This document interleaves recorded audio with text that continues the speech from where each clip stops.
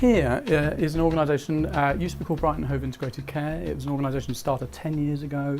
It's a non-for-profit social enterprise and it's based in Brighton. It's owned by GPs and the staff members and practices, but also the people who work at the organisation. It's a true non-for-profit, so there's no there's no sort of dividends or value accumulation. We're there basically as a group of people trying to make a difference to people. And this program I'm going to be telling you about, which is workflow optimization, is a product that we've created from something that basically I found myself doing clinical correspondence as a GP and trying to fit it in amongst the day and not really having enough time. And I found myself really not doing it very well. And I thought I was making mistakes. And I thought, well, actually, there's got to be a better way to look after patients. And so I sat down with an administrator and trained them in the way in which we look at clinical correspondence. It frees up GP time. We've proved it again and again. So you'll be looking at about 80% of all clinical correspondence can be done by an administrator who is appropriately trained and appropriately supported.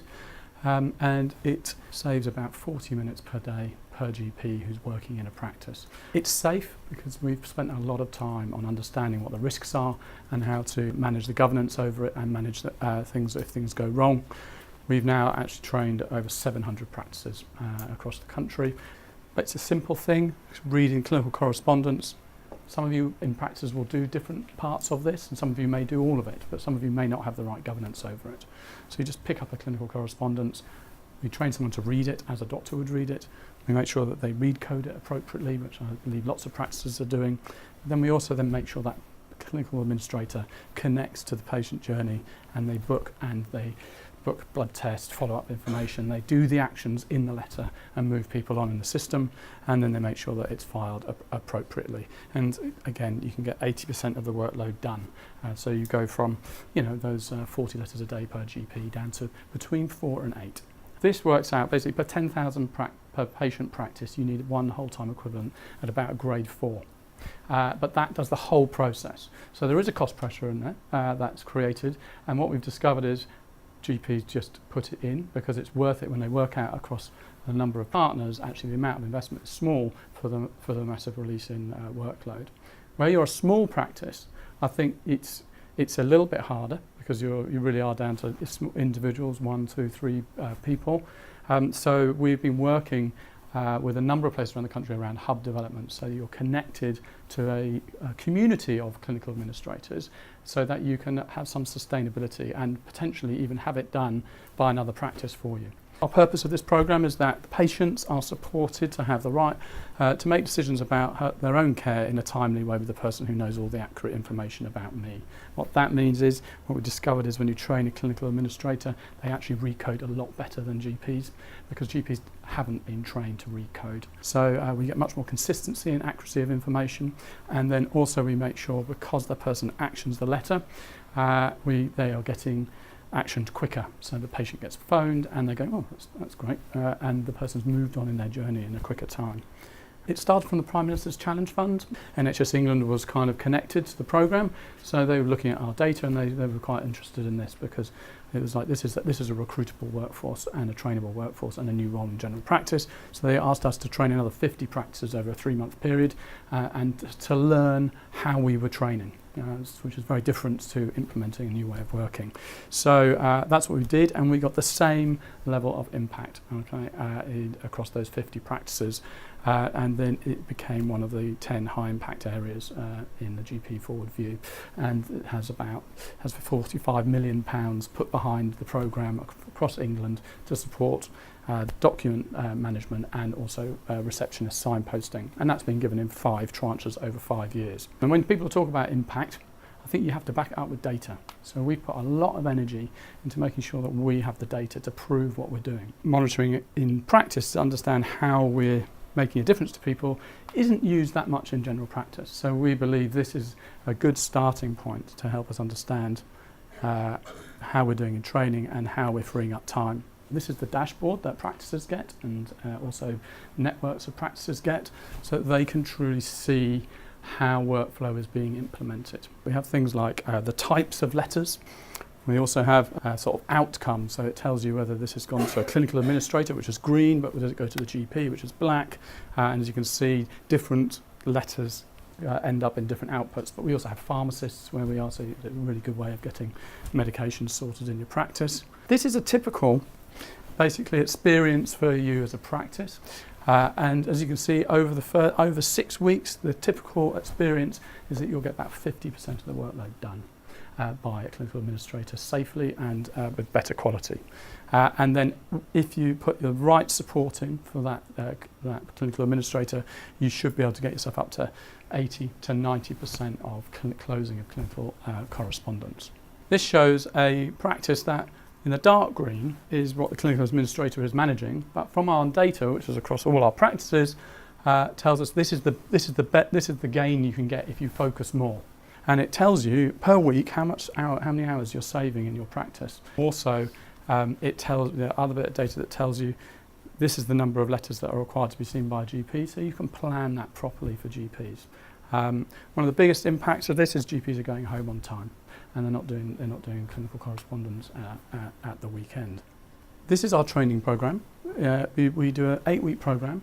The first 2 weeks, what we've discovered is, and if you don't set a practice up right to put change in place, it won't work. So if you just get a training module, if you just get a training package and try and put it into your practice, you might get some impact, but you probably won't achieve full impact. And certainly when we first started training practices, we discovered we would train and then about half of them didn't go on to implement. So you need to set the conditions right in practice to give yourself a chance to work. One of that is, as you've just identified, is making sure you can increase some hours for a clinical administrator development. And so we have a toolkit that gives you a way of checking that you're ready to make this happen. Week 3, we do the key bit around GP engagement within your practice and also governance. It's really fundamental. If you don't have a clinical lead, or we call them a clinical champion in your practice that's going to oversee this, we won't train you because you have to have the governance in place to make this role work safely. Make sure you've got the right protocols and procedures for letter types so that the clinical administrator knows if something doesn't quite fit, they know it's a trigger really to ask for help and understand what they need to do as they develop. So that's key, and having someone to speak to during their daily work is really important. The other part is the audit.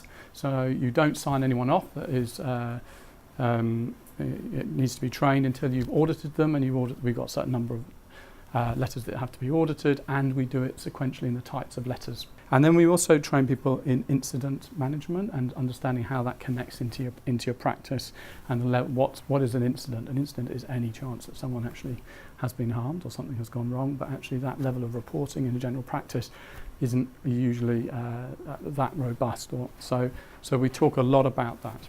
Okay.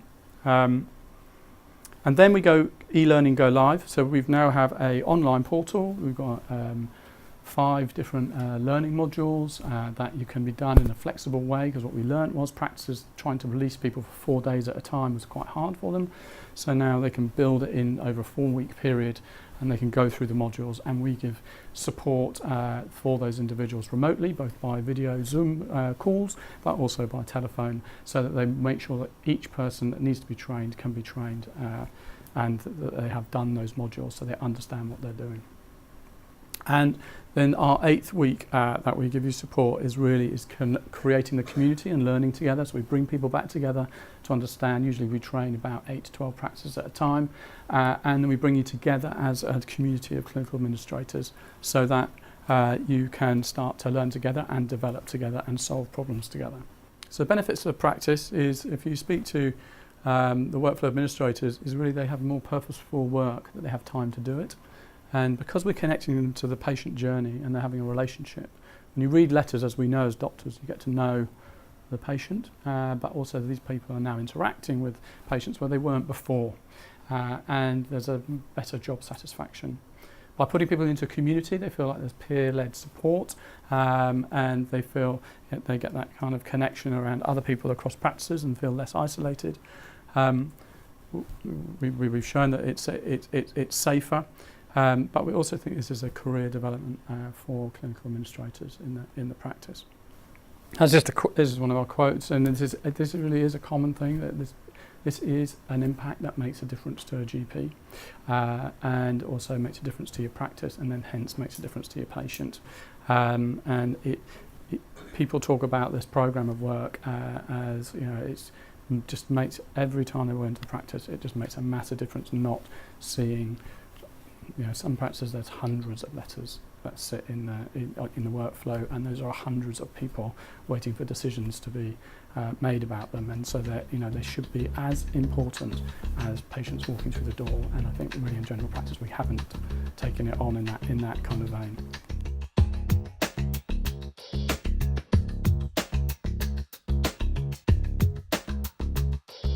The MDU, the MDDUS and the MPS have all reviewed what we do, and in particular they've reviewed our governance and also our protocols and our procedures and how we set practices up. And so they can't accredit you, yeah. But what they say is they support what we're doing, and they basically does not cause any increase in medical indemnity to the practice.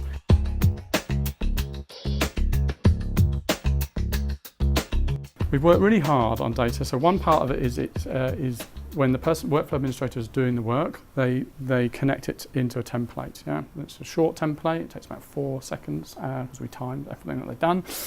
4 seconds to fill it in, but that gives us fundamental information that is really, really important for us to manage how we achieve impact. Okay, so it's real information. It's live information. You can have it on your phone, or you can have it in your practice, or you can have it at the federation if you're running a hub. We have the right IG connections and the right permissions that are set up.